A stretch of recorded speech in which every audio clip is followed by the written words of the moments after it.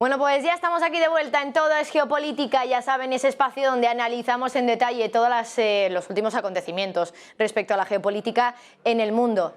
Hoy mirando, desde luego, con los ojos muy fijados en ese Senado de los Estados Unidos, donde está hablando Lloyd Austin, el secretario de Defensa, Anthony Blinken, el secretario de Estado, donde están advirtiendo de por qué Estados Unidos no quiere un alto al fuego, porque cree que si hay un alto al fuego eso podría significar que jamás repetiría o podría repetir el episodio del día 7 de octubre con ese ataque al territorio israelí, donde también Estados Unidos está haciendo una advertencia muy clara hacia Irán, porque ya saben que lo que sabemos por ahora es que hay varios grupos respaldados por Irán que habrían atacado bases donde están las tropas de Estados Unidos. Bueno, pues aquí ha dicho Lloyd Austin que desde luego tengan mucho cuidado porque Estados Unidos se reserva el derecho de responder en el momento y en el lugar que ellos escojan. Y miran directamente hacia Irán, no tanto hacia estos grupos, que sí, por supuesto, ellos son los ejecutores, pero Irán sería el que estaría respaldando a esos grupos, como el último que habría atacado a las tropas estadounidenses en una base de Irak. Vamos a volver a ese Senado de los Estados Unidos, escuchando ahora a Lloyd Austin, al secretario de Defensa. Vamos a ver qué es lo que dice. I think a number of things have come together to cause what we're seeing happen, but certainly a failure on our part to follow through with in support of our allies or partners exacerbates some of the things that we're seeing right now. So, thank you, sir. Thank you, Senator Tester. I want to thank the chairman and ranking member. I want to thank both you secretaries for being here today. I appreciate the work you do. I appreciate the difficulty of the work you do. I want to touch quickly on why we're here, and that's a supplemental to help Israel and help Ukraine with humanitarian aid and infrastructure money for subs in particular. I want to start by saying the attack on October 7th by Hamas on Israel was horrific, and it is critical that we provide our ally with the necessary tools to defeat Hamas. And I want to thank you, too, for working in that way, because we cannot allow terror and enemies of democracy to win. And that is why it is critical that this committee shows the leadership so Congress can deliver a package that supports Israel and counters Vladimir Putin. I happen to believe that America is the greatest country that's ever existed on the face of the earth. And we need to support Israel. We need to make sure we're standing up to Russia. And I think we're able to walk and chew gum at the same time. I want to be very clear today, as chairman of the Defense Subcommittee that sets the Defense Department's budget.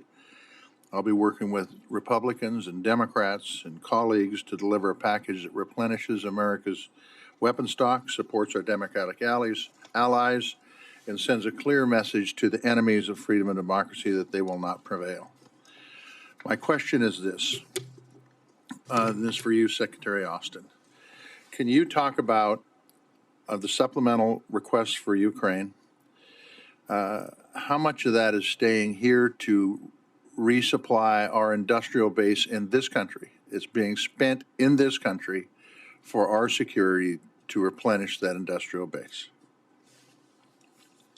for Ukraine. Yes. Okay, so thanks, Senator. We're asking for $44.4 billion in support of Ukraine. It's an $18 billion of that amount goes to enable us to replenish our stocks. And so we would purchase American weapons and munitions from American companies to do that. $12 billion of that amount goes to support the Ukraine Security Assistance Initiative. And so this is buying new products, new weapons, new munitions from American companies. $5 billion of that supports our troops who are currently deployed, overseas. We surged a number of brigades to Europe as this began, and we have to sustain them. And then $2.7 billion of that amount goes to expansion of facilities to increase capacity and accelerate production of critical munitions. And then finally, $1 billion for the acquisition of critical defense articles, which includes munitions as well. So this money is going right back into the coffers of America, and it is going to create jobs. It's going to sustain jobs. It's going to provide opportunities for Americans. I think you know, Senator, that the first 4 supplementals that we asked you for and we received bipartisan support on, over $27 billion of that money that we received was invested in over 30 states here in the United States, and I think that's real money going in the pockets of Americans. So. And in the end, this supplemental will make the United States stronger, correct? That's correct, Senator. We've heard a lot about whether Ukraine really needs some money or not. I listened to a talk show this weekend, and they said there's not the urgency like there is in Israel. I think there's urgency on both, by the way. Could you talk to me about, if we don't pass a supplemental that includes Ukraine, how long Ukraine has before Putin becomes successful? It's hard to put an exact timeline on how long it would take, Senator, but I can guarantee you that without our support, Putin will be successful.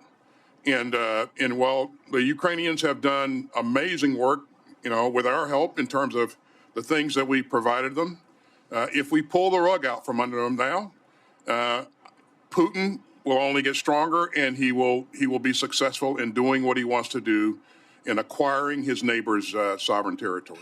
I would just hope that this committee shows the leadership that I know we have sitting on both sides of the dais to do the right thing here and get a supplemental. Bueno, pues aquí Estados Unidos está reconociendo el negocio de la guerra que supone para su país el hecho de seguir mandando ayuda a Ucrania y a Israel. Y es que es una manera de las que está utilizando ahora mismo el secretario de Defensa, Lloyd Austin, para convencer a los legisladores de que aprueben esa ayuda de 106.000 millones de dólares. Está diciendo que es dinero, esos 106.000 millones, dinero que va a volver a Estados Unidos, dinero que se queda realmente dentro del país, porque, claro, ya saben que la industria armamentística de Estados Unidos es muy potente y es precisamente a estas compañías a las que se les va a pedir, bueno, pues la producción de esas armas y de ese equipamiento que está pensando Estados Unidos enviar a Israel, pero también a Ucrania. Dice: esto va a crear puestos de trabajo, va a sostener puestos de trabajo y va a crear oportunidades para los ciudadanos estadounidenses. Por lo tanto, Austin reconociendo el negocio de la guerra que supone ahora mismo esos conflictos en Ucrania e Israel para Estados Unidos. Y mientras tanto ha hablado de Vladimir Putin también, de lo que supone la falta del apoyo de Estados Unidos a Ucrania y de lo que podría suponer de cara a la resolución de la guerra.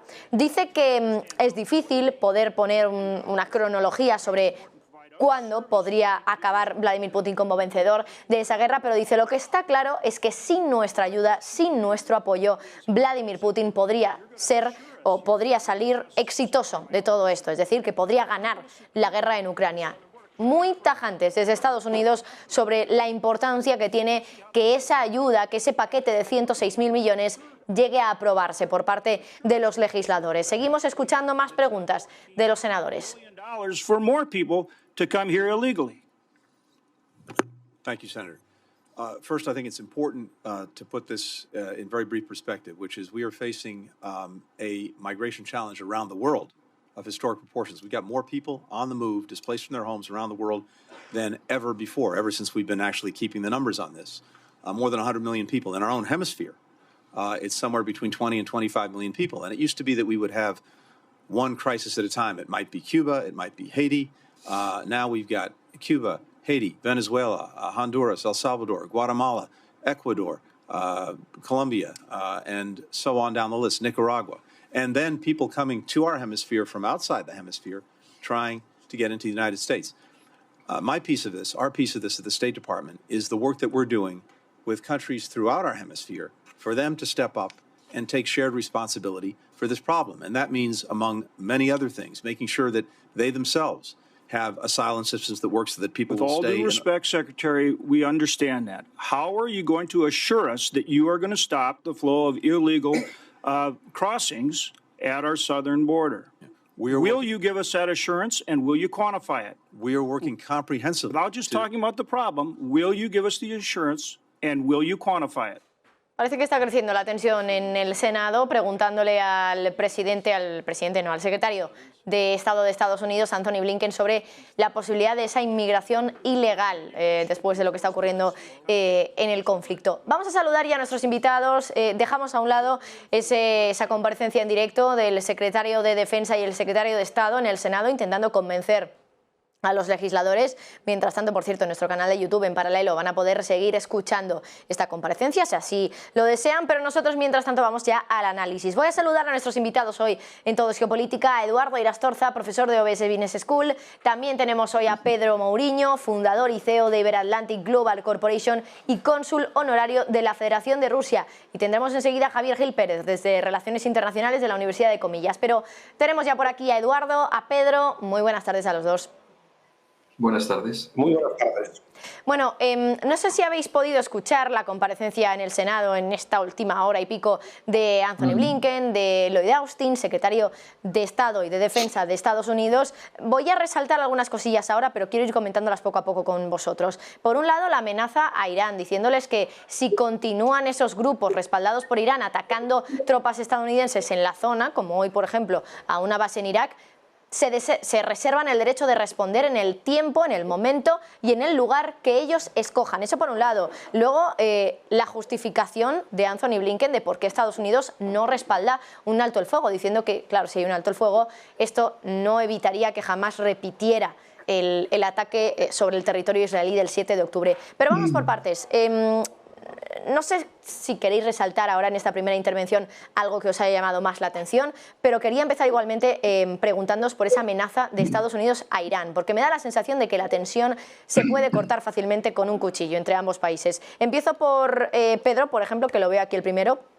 ¿Qué te ha parecido esa amenaza de Estados Unidos a Irán? Una amenaza muy clara de que responderán cuando ellos quieran, en el lugar que ellos quieran, pero que podrían responder fácilmente a esos ataques sobre sus bases. Pues efectivamente han lanzado una amenaza muy clara a Irán porque quieren evitar a toda costa que escale este conflicto y quieren, digamos, encapsular el conflicto a la operación militar terrestre que ahora está comenzando en Gaza para erradicar Hamas y evitar que el conflicto se extienda a otros frentes dentro del propio Irán y en un más amplio espectro de territorio al conjunto del Oriente Próximo, ¿no? Y ahí ellos saben que, digamos, que el que está moviendo los hilos es en última instancia Irán. Todos estos grupos como Hamas, Hezbollah, los hutis en Yemen responden a la lógica de Irán. Por lo tanto, lo que han hecho desde el principio para intentar evitar este contagio y esta extensión del conflicto a otros países, pues ha sido optar por la disuasión. Y la disuasión consiste en desplegar dos grupos navales en torno a sus portaaviones,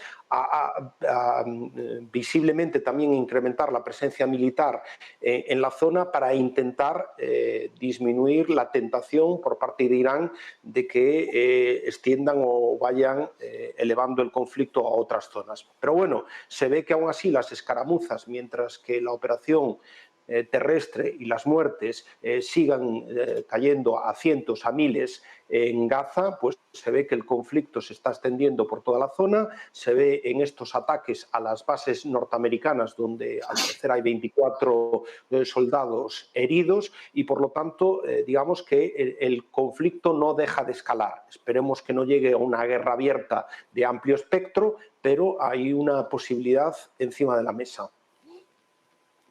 Quería preguntarle también a Eduardo sobre su opinión respecto a esa amenaza de Estados Unidos a Irán. ¿Hasta qué punto podría realmente Estados Unidos responder? Porque una cosa es amenazar y otra actuar. ¿Creéis que, bueno, en este caso le pregunto a Eduardo, ¿crees que eso puede ocurrir? ¿Qué debería pasar para que Estados Unidos diga, hasta aquí he llegado, este es mi límite, voy a responder? Yo creo que ese punto ya ha llegado. Estados Unidos ya ha dicho... el siguiente paso será pasar a la acción.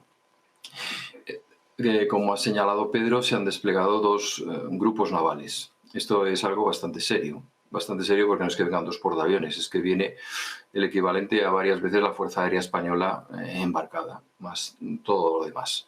Han venido barcos logísticos altamente sofisticados y capaces de alimentar una máquina de guerra muy lejos de las fronteras americanas durante mucho tiempo. Es decir, van en serio. Los hechos, los gestos que estamos viendo refuerzan esa determinación. En lenguaje diplomático es habitual emplear expresiones como no podemos dejar pasar indiferentemente ante este problema y otras fórmulas que resultan más llevaderas. Pero es que ahora ha dicho que se reserva el derecho de golpear donde, cuándo y en la forma en que le parezca a lo que ya es un agravio, que es el ataque a esas bases norteamericanas en territorio de Oriente Medio. Eso ya ha pasado. Es decir, igual que Israel se sintió legitimado para golpear a Hezbollah cuando lanzó sus misiles, Estados Unidos ya tiene más que justificada su intervención. Eso por un lado.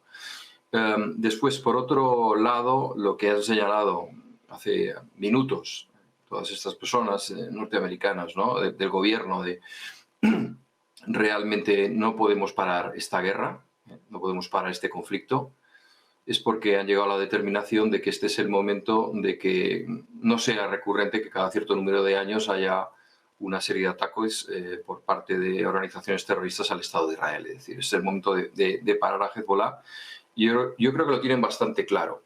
También hay una situación añadida, y es que Irán está al borde de alcanzar un poder nuclear, de cambiar la conversación en el sentido de vamos a tratarnos de igual a igual. Estados Unidos no puede posponer por mucho más tiempo su hegemonía en la zona, e Irán es un rival identificado y decidido. Recordemos que Irán es un país que en sus leyes, en su constitución, habla de la desaparición del Estado de Israel. O sea, es una de sus misiones como Estado, lo cual no se puede obviar. Es decir, es un mandatorio para este país. Y lo está poniendo en marcha. Lo está poniendo en marcha a través de dos franquicias que tiene en la zona, que son Hezbollah y Hamas. Y Estados Unidos está dispuesto a pegar no a las franquicias, sino a la casa madre, a Irán. Y yo creo que en ese sentido, pues la escalada de violencia va a ser imparable. Yo creo que va a ser imparable y es algo a lo que nos vamos a acostumbrar. Igual que nos hemos acostumbrado a la guerra de Ucrania a hablar un día sí y otro también, yo creo que el conflicto de Oriente Medio, igual que ocurría en los años 70 o antes en la Guerra de los 6 días, yo recuerdo en mi infancia y en mi adolescencia desayunarme con los periódicos hablando de una situación de conflicto permanente, ¿no? De conflicto permanente abierto y con bajas en Oriente Próximo. Yo creo que esos tiempos han regresado y, como tú has dicho, pues esperemos que no pasen a más. Pero yo, juzgando los hechos, no haciendo una valoración personal, considero que la posibilidad de que ese conflicto se dé es muy elevada. Bueno, ha habido muchísimas más cuestiones interesantes en esa comparecencia de Anthony Blinken y del secretario de Defensa también, de Lloyd Austin. Por cierto, también ha habido ese boicot, que enseguida os voy a preguntar por ello.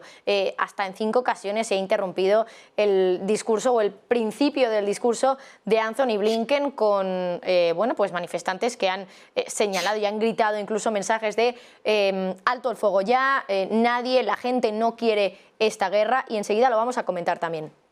Pero quiero saludar también al siguiente invitado, que me dicen ya los compañeros que está. Bueno, todavía me dicen que no lo tenemos listo. Enseguida les saludamos a Javier Gil Pérez, Relaciones Internacionales de la Universidad de Comillas. Pero quiero continuar un poco analizando esos mensajes de la comparecencia de Anthony Blinken y del secretario de Defensa, en este caso Lloyd Austin, porque también han hablado de ese alto el fuego y de la justificación que da Estados Unidos sobre el no al alto al fuego. Pero antes me dicen los compañeros que tenemos que hacer una pausa y enseguida estamos de vuelta para también saludar a nuestro otro invitado, a Javier Gil, y seguir hablando de todos estos mensajes que nos han dejado el secretario de Estado y de Defensa de Estados Unidos en el Senado, intentando convencer a los legisladores. Así que, Pedro, Eduardo, un minutito y nos vamos a Publi y enseguida volvemos.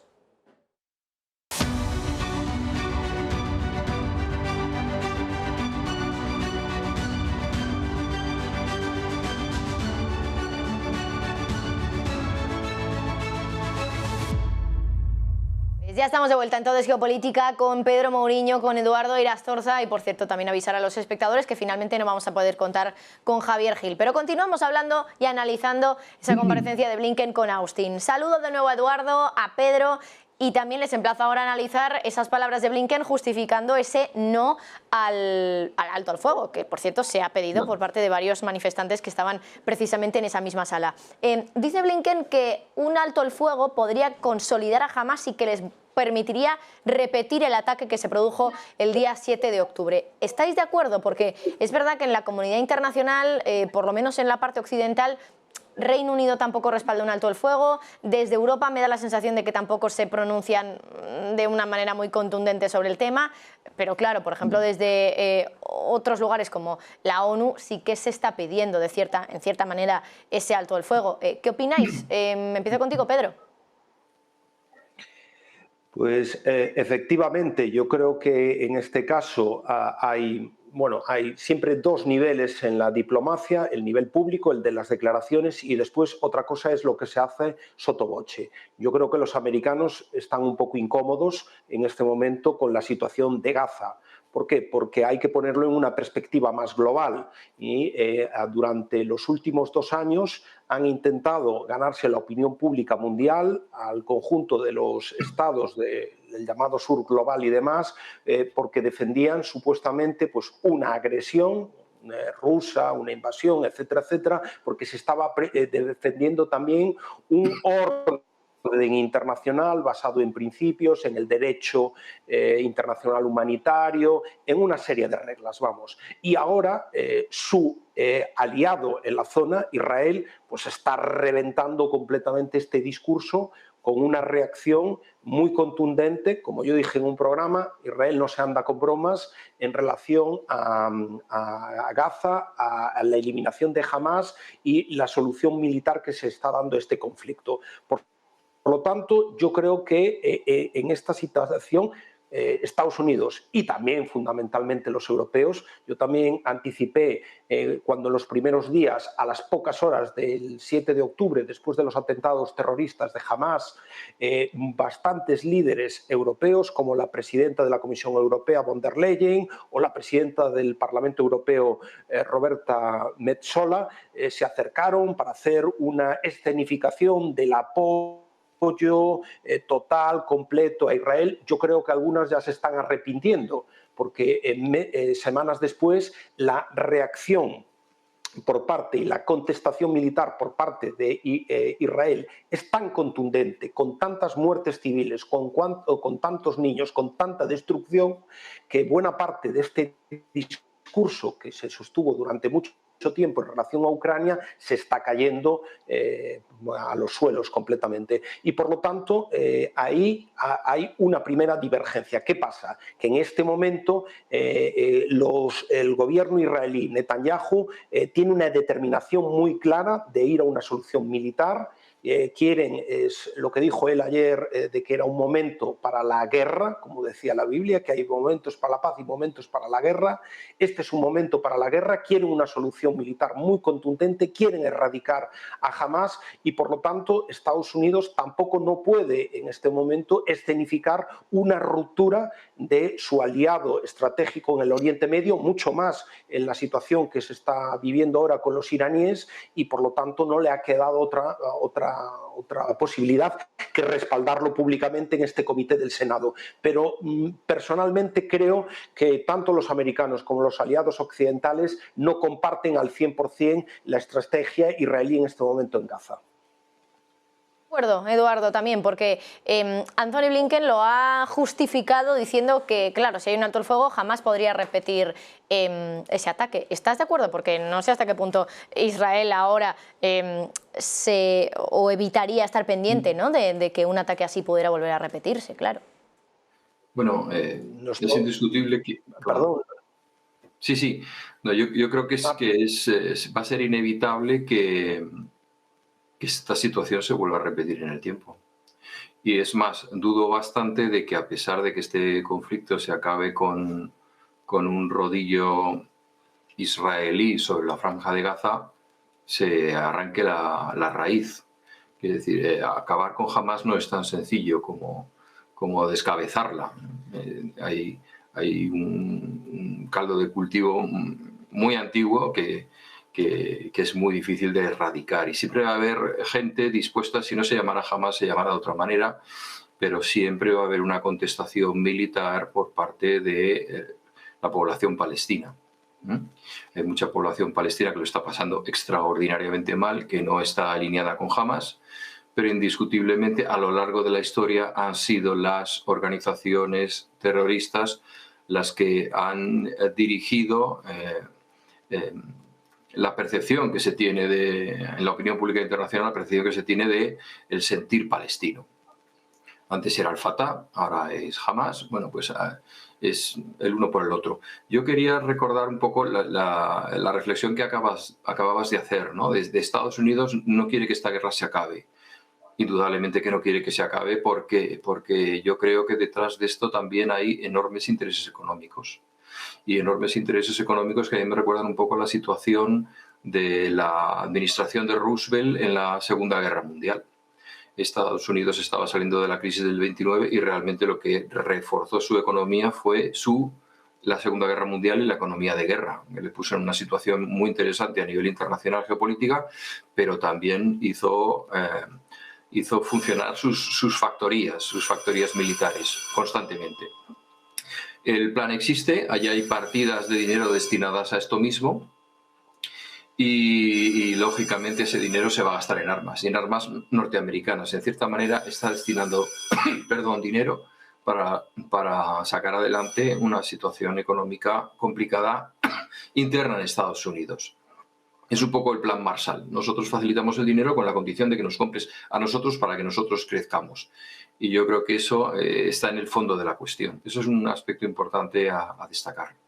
Me parece muy interesante también comentarlo, ¿no? Porque se ha dicho por parte de Austin, de hecho, que esto le puede venir muy bien a Estados Unidos, a la industria armamentística. Dice que va a crear puestos de trabajo, que va a sostener puestos de trabajo, que va a crear oportunidades para los estadounidenses. Y al final está, me da a mí la sensación, intentando convencer a los legisladores también por la parte económica. Es decir, diciendo, este dinero no se va a ir de Estados Unidos, este dinero se va a quedar aquí, va a generar aquí actividad económica, va a generar puestos de trabajo y por lo tanto va a hacer que siga yendo bien la economía, ¿no, Pedro?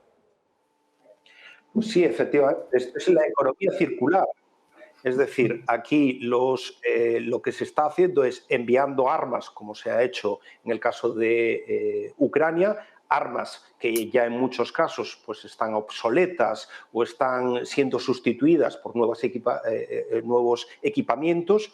Estas armas se envían a Ucrania, se les da salida y se activa todo el complejo militar que es tan importante en Estados Unidos, y tal como estábamos comentando, y toda esta activación de la economía de guerra, del complejo militar, para rellenar de nuevo todos los arsenales y todos los inventarios de las distintas de armas más modernas. Por lo tanto, al conflicto que había en Ucrania, donde se estaba suministrando esto, también se va a hacer un apoyo en ayuda militar, en este caso a Israel, y se activa, y por lo tanto se ha puesto en funcionamiento todo el complejo militar de Estados Unidos. De hecho, la propia petición, esta reunión en el Comité del Senado, esta comparecencia de los dos secretarios, del Blinken y de Austin, Defensa y Secretario de Estado, es para pedir un paquete, un apoyo al legislativo de más de 100.000 millones para apoyo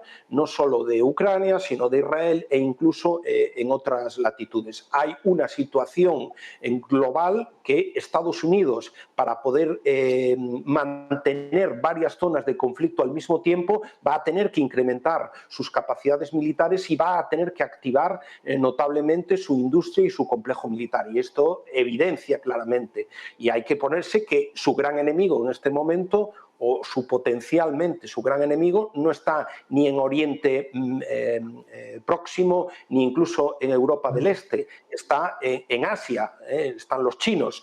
Sostener toda esta serie de conflictos al mismo tiempo es una ingente cantidad de dinero que activa obviamente todo este complejo militar y todo lo que rodea a la industria bélica y armamentística de Estados Unidos. Sí, yo quería apuntar una cosa. al comentario de Pedro.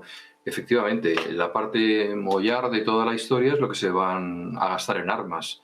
Pero también la administración de Biden ha señalado que están muy interesados en levantar de nuevo a Ucrania desde un punto de vista civil. Es decir, también quiere colocar a sus empresas de todos los sectores para el día después de la guerra. Esa es una inversión que tienen clarísima. Y ese dinero, una vez más, va a ir a empresas norteamericanas que desarrollan o renuevan las infraestructuras, las carreteras, absolutamente todo lo que está quedando devastado en Ucrania hoy por hoy. Es decir, es un negocio no solamente en armas, sino en muchos otros aspectos. Ha habido una noticia ahí realmente inquietante, ¿no? Yo leía que era que China espera doblar su poder nuclear en muy pocos años. Esto es una amenaza brutal. Y para eso hay que tener dinero. Y para tener dinero hay que poner en marcha toda esta infraestructura militar. Y yo creo que ese pulso lo van a echar pero a cara de perro Estados Unidos y China en los próximos años. Continuando con la comparecencia de Blinken y de Austin, quería también pediros opinión sobre ese boicot que hemos visto justo al principio, donde hasta en 5 ocasiones, si no recuerdo mal, quizá haya sido alguna más, pero yo creo que han sido 5, las veces que le han interrumpido, que han irrumpido esos manifestantes en la sala, gritando, diciendo que la gente no quiere esta guerra, que debe haber un alto el fuego. Claro, parece que la situación o el pensamiento, la opinión de la opinión pública respecto a la ayuda que manda Estados Unidos a Ucrania ya está clara, están hasta un punto hartos de que se mande tanto dinero, tanta ayuda allí, pero me da la sensación de que el gobierno de Estados Unidos tiene un apoyo férreo hacia Israel, pero no sé si tanto la opinión pública, porque aquí lo que estamos viendo al final son unos pocos, ¿no? Estamos hablando solo de 5 personas. No sé hasta qué punto esos son suficientes como para representar a la gran mayoría de la población estadounidense, pero ¿creéis que los estadounidenses no están a favor tanto de esa postura que está ahora mismo teniendo Estados Unidos con respecto a Israel, Pedro?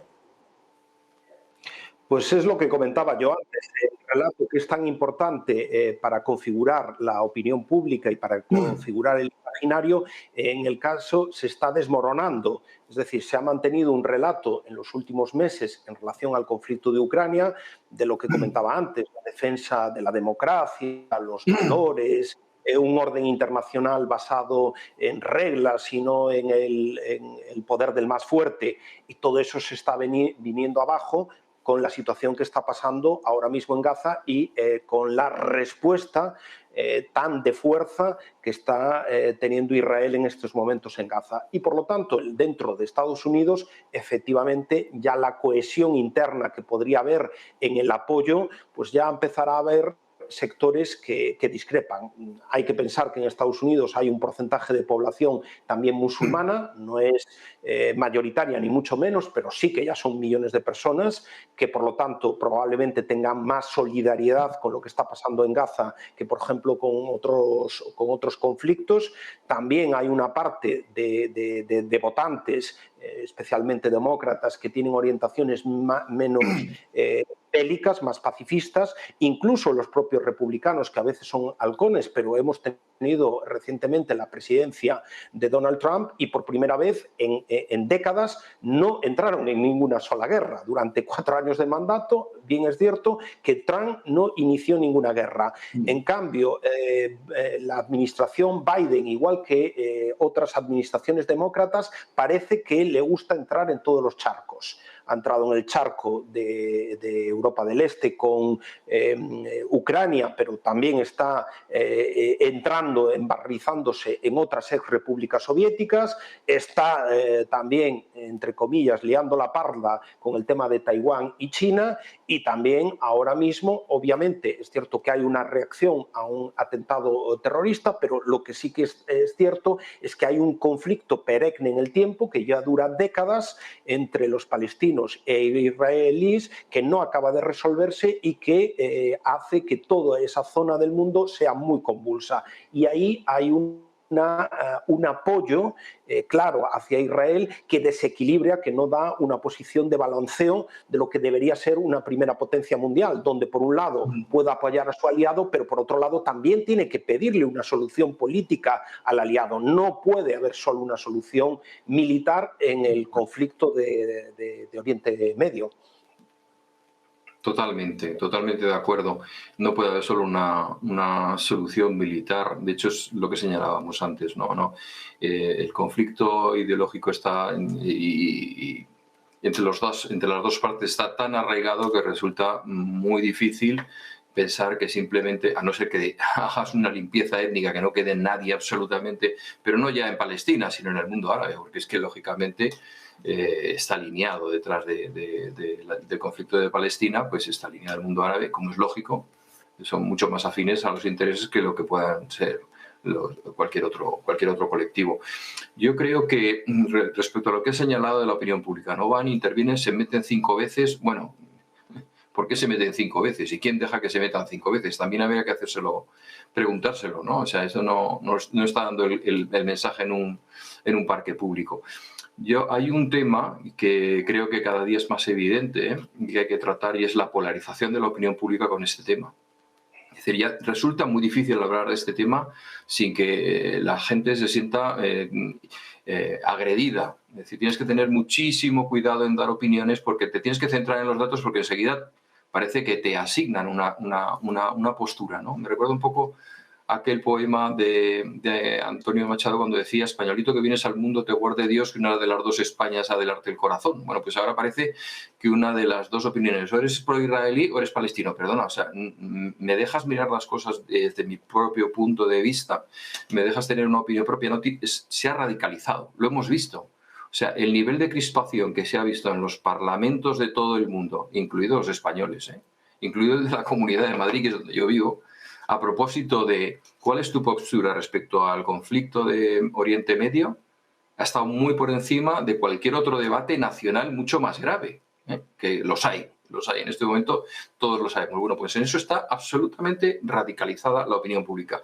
Yo creo que esa opinión pública además está necesitada, y esto lo digo yo abiertamente, está necesitada de una pedagogía política que hoy no tiene. Es decir, cada vez estamos viendo, y esto yo creo que cada año que pasa es más evidente. O sea, hace 30 años no era ni tan simplista los argumentos que se empleaban, ni tan ridículos en muchos casos. Y no estoy hablando de unos u otros, es decir, todos. O sea, estamos llegando a un grado de infantilismo político, por decirlo de alguna manera, que no nos permite juzgar las cosas con solidez, con seguridad y racionalmente, ¿no? Es que estos son buenos, estos son malos y yo me quedo ahí. No, pero es que estos me hicieron... No, analiza el conflicto, conoce la zona, identifica el problema. Es cierto que no hay mucha información. Curiosamente, en la era de la información, yo recuerdo otras guerras se han transmitido prácticamente en directo. Pensemos en Vietnam. Hoy en día, de Ucrania y de Israel no sabemos nada. Pero cuando digo nada, es nada. Por mucho que se ponga un periodista el casco y el forro polar el chaleco antibalas comprés, no te está diciendo nada realmente significativo. Entonces yo creo que eso es muy importante. Yo estaba leyendo periódicos nacionales y te das cuenta de que se está opinando sobre la guerra con un nivel de conocimiento de cómo es hoy en día un conflicto que no se corresponde con la realidad. Estaban diciendo, Israel invade Gaza, ¿de acuerdo? Todavía no ha empezado a invadir la ciudad. ¿De verdad creen que nos vamos a meter en un Stalingrado? No, las guerras hoy en día son de otra manera. Los planteamientos son distintos. Israel nunca ha mantenido un territorio ocupado. Israel, y voy a hacer un poco de pedagogía en este caso, ¿no? Israel es un país que no tiene profundidad estratégica. ¿Qué significa que no tiene profundidad estratégica? Significa que el tiempo que tiene para reaccionar a un ataque es muy breve. Cuando Israel llegó esto lo contaba el jefe del Estado Mayor israelí, cuando Israel llegó a un acuerdo con Sadat, con el Egipto de Sadat, para devolverle el Sinaí, fue cuando se dio cuenta que los 10 minutos que tarda un misil desde Egipto a llegar a Israel, en vez de ser 10 minutos, que era lo que tenía que sobrevolar el Sinaí, habían conseguido tal velocidad que ya esa profundidad no existía. Devuélvele la tierra y consigue un acuerdo de buena voluntad. Bien. Esa profundidad estratégica es la que ha determinado el golpe brutal que está dando Israel. Es que no tiene alternativa como Estado a no responder de manera inmediata y casi diríamos que desmedida, ¿no? A un conflicto de este tipo. Si no entendemos esto, no entendemos cómo es hoy la guerra. El concepto de profundidad estratégica ha desaparecido en todo el mundo. En todo el mundo lo demostró. El día que se cayeron las torres del 11S, se demostró que cualquier país de cualquier rincón del mundo te puede golpear casi en tiempo real, sin que tú lo preveas, y además con unas armas inesperadas. En este caso eran aviones de US Air, ¿no? de la compañía americana. Es decir, hay que entender las cosas mucho más en profundidad, y hoy por hoy no estamos viendo en los medios de comunicación, salvo con todas excepciones, gente que esté realmente formada en cómo debemos interpretar las claves de este conflicto. Eso quería decirlo, ¿no? Porque es bastante frecuente que te sesguen la opinión, ¿no? Y digan, es que, claro, estás a favor de un lado o estás de otro, ¿no? Sí. Procuro exponer datos. Datos y ver cuál es el sumatorio. Sí. No sé si Pedro quiere añadir algo al respecto, porque me parece interesante esa reflexión. Tengo que hacer una pausa, pero Pedro, si quieres añadir algo sobre este tema y enseguida hacemos la pausa. No, estoy muy de acuerdo con Eduardo con su reflexión. Lo único que quizás también añadiría es que Israel, en esta respuesta tan contundente contra Hamás, está mandando un mensaje explícito a Irán. Es decir, de que no se andan con bromas, porque lo que realmente preocupa a Israel, aparte de obviamente de los 1.300 muertos y Hamás, lo que es realmente un peligro existencial, que es el discurso que ayer dio el primer ministro Netanyahu, habló de un peligro existencial, se llama Irán. Y entonces el mensaje es un mensaje de fuerza, de que no les va a temblar la mano y no les va a temblar el pulso en dar una respuesta militar muy contundente si se atreven a ir a por ellos. Y eso yo creo que es lo que implícitamente está pasando ahora mismo en Gaza. Permitidme hacer una pausa muy pequeñita y enseguida estamos de vuelta. Dejamos a un lado el tema de esta comparecencia en el Senado y quería centrarme también en un poco la estrategia que está llevando ahora mismo a cabo Israel con esas operaciones terrestres que está llevando en el territorio de Gaza. Enseguida a la vuelta lo comentamos.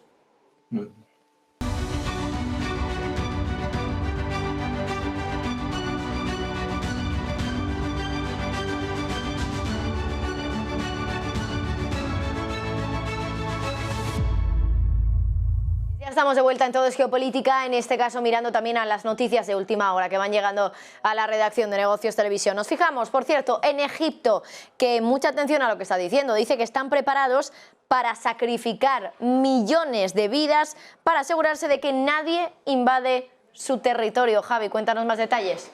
Sí, Marta, concretamente lo que ha dicho el primer ministro de Egipto hoy es que tienen un compromiso inquebrantable en el Cairo para proteger a la tierra y a su soberanía sobre parte del territorio y el foco puesto en esa península del Sinaí, a donde Israel hoy, por cierto, ha admitido que estudió en su momento llevar a los refugiados de la Franja de Gaza. Ha declarado el líder político del país, el primer ministro de Egipto, que a día de hoy ellos pueden estar preparados directamente y utilizando estas palabras para sacrificar millones de vidas en relación a esos más de 2 millones de habitantes que están en la Franja de Gaza para asegurarse de que nadie invade su territorio, y de esta manera reitera el compromiso a que no van a acoger a refugiados de la Franja de Gaza, más allá del anuncio de la semana pasada de que sí que pueden tratar a algunos de los enfermos en hospitales de El Cairo, pero que en ningún momento el Sinaí se va a convertir en un centro de refugiados ni de campos de refugiados por los posibles ataques que Israel pueda suscitar en este territorio. Y a todo esto, por las peticiones occidentales de Estados Unidos, de Europa, de que Egipto pueda intermediar y también acoger a parte de los refugiados que puedan salir de esta situación de crisis humanitaria en Gaza, dice que Egipto nunca va a permitir ninguna situación impuesta o la solución de cuestiones regionales a costa de su propio país. Mientras tanto, seguimos muy pendientes de la situación en Oriente Medio también, Javi, porque los hutíes ahora han prometido atacar a Israel si continúa la guerra en Gaza. Sí, así se lo han dicho desde Yemen, el portavoz de las fuerzas hutíes de este país de la zona de Oriente de Oriente Próximo. Dice que el grupo rebelde está dispuesto a llevar a cabo más ataques con misiles y con drones en contra de Israel, y lo han dicho literalmente, hasta que se detenga el asedio y las agresiones a la franja de Gaza. Todo llega después de lanzar un gran lote de misiles balísticos y un gran número de drones contra varios objetivos en los territorios que desde Yemen los hutíes consideran ocupados por Israel. Al tiempo, todos estos acusan a Washington de apoyar a Israel en la agresión contra Gaza, expresando el respaldo a la autodefensa del pueblo palestino. Son al menos lo que dicen estos hutíes, los rebeldes de Yemen, y todo después, como decíamos, de que las fuerzas de defensa de Israel revelaban hace unas horas que han interceptado misiles en el Mar Rojo, mientras que el grupo rebelde de los hutíes se atribuía esta mañana la responsabilidad de otro intento de ataque contra Israel en represalia por la crisis de Gaza. Nuevo frente que se le abre a los de Benjamin Netanyahu, en este caso por más la zona sur, los hutíes de Yemen, que amenazan con más ataques por lo que pueda venir si Israel sigue atacando Gaza. Y otra última cuestión, Javi, rápidamente. En este caso hablamos de la Unión Europea porque está sopesando nuevas sanciones por un valor de 5.000 millones de dólares al comercio de Rusia. Sí, 5.300 millones de dólares y 5.000 millones de euros al tipo de cambio actual. Es la nueva oleada de sanciones, 12º paquete que está sopesando la Unión Europea y que sería un golpe para el comercio de Rusia como parte de este nuevo envite de los europeos contra el gobierno de Vladimir Putin por la guerra de Ucrania. Lo está adelantando a esta hora de la tarde Bloomberg. Dice que este sería el 12º paquete desde que se lanzara la invasión de Ucrania hace ya casi cosa de 2 años. Lo va a hacer en febrero de 2024. Eso sí, endurecerá las restricciones sobre las fuentes de ingresos, sobre la industria de Moscú, y reducirá la capacidad para alimentar ese presupuesto destinado a la guerra que tiene sobre la mesa el Kremlin. Ya se han atacado, dice Bloomberg, varios sectores de la economía rusa. Ha dejado a responsables políticos de la Unión Europea con medidas específicas para endurecer las sanciones ya existentes, pero en este nuevo paquete lo que se incluyen son propuestas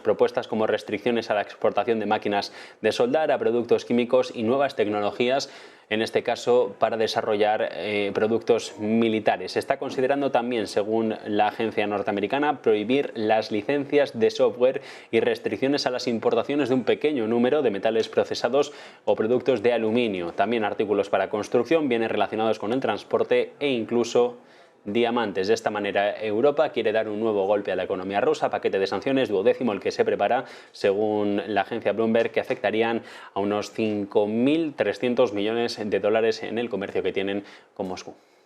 Pues Javi, muchísimas gracias. Vuelvo ya con esos invitados, con Pedro y con Eduardo. Nos quedan aproximadamente 4 minutitos, no mucho tiempo, pero igualmente quería comentar con vosotros también un poco las tácticas que está llevando a cabo Israel en esa operación terrestre que están haciendo en el territorio de Gaza, porque muchos medios insisten, consultando expertos, en que es algo distinto a las otras invasiones que hemos visto de Israel sobre el territorio de Gaza. En este caso están haciendo una incursión más lenta, más a lo seguro, ¿no? ¿Cómo lo analizáis? Empiezo por Eduardo y luego voy con Pedro, pero os voy a dar un par de minutitos a los dos, no me queda mucho más tiempo. Bien, lo que está haciendo Israel es ser más quirúrgico que en cualquier otra guerra que ha tenido, porque la tecnología se lo permite, es decir, puede decidir en qué momento, en qué lugar golpea con absoluta precisión. Nos estamos quedando en mensajes muy generalistas, pero en realidad esta es una guerra muy pensada, con muchísimos medios, con una precisión brutal. Yo, como tenía 2 minutos, hay una cosa que yo quería destacar simplemente de un comentario que has hecho. Y es que Egipto no está dispuesto, el coste que sea. Lo que no está dispuesto es a jordanizar Egipto ni a libanizar Egipto. Ya sabemos lo que pasa cuando llegan los refugiados a estos países. El nivel de inestabilidad que se generó en Jordania después de la guerra de los 6 días fue brutal. La de Líbano sigue coleando, sigue coleando. Yo creo que ese es un mensaje clarísimo de por aquí no va a pasar nadie, esto no va a ser un paraíso ni un refugio para ningún tipo de terrorismo internacional. Pedro, por favor. Pues yo sobre la primera cuestión, sobre digamos la estrategia que está utilizando el ejército israelí en Gaza, también coincido. Es obviamente después del desastre de los 1.300 muertos, el primer ministro y el gobierno israelí no quieren tener decenas o centenares de soldados también fallecidos. Por lo tanto, van a intentar minimizar sus posibles pérdidas de personal militar. Y como para eso van a tener la paciencia, tienen los medios como la superioridad militar, con los misiles, la artillería, la capacidad naval, etcétera, etcétera, y van a golpear sistemáticamente hasta que la capacidad y la resistencia, además al no suministrar combustible, no suministrar víveres, etcétera, etcétera, sea realmente más un paseo militar que una invasión al uso, como se entendía tradicionalmente. Y también aprovechando, pues eso, el último minutito y haciendo estas reflexiones de los temas que antes se apuntaron, la negativa de Egipto casi nos va a obligar a los europeos a que nos planteemos ya que nos quieren mandar esos 2 millones al tiempo. Sí. Orbán ya lo ha advertido la semana pasada, que es aquí nos acabarán llegando como Siria los 2 millones, es decir, ya vamos a tener una crisis de terrorismo islámico y una crisis migratoria de Gaza, nuevamente nos la vamos a tener que comer los europeos. Y también decir al respecto del comentario que antes hacía Eduardo en relación a Egipto. Es decir, es una posición dura, pero es una posición práctica y al final la debilidad de Europa nos va a hacer comernos también parte del problema que se ha originado en Oriente Próximo. Pues Pedro Mourinho, fundador y CEO de Iberatlantic Global Corporation y cónsul honorario de la Federación de Rusia, y Eduardo Irastorza, profesor de OBS Business School. A los dos, como siempre, un placer teneros aquí en Todo Geopolítica y muchísimas gracias. Que paséis muy buena tarde. Muy buena tarde con los dos. Bueno, nosotros hacemos una pausa y enseguida estamos de vuelta, ahora sí, con el análisis de la tarde, que se nos había quedado en el tintero, y con muchas más noticias también de última hora.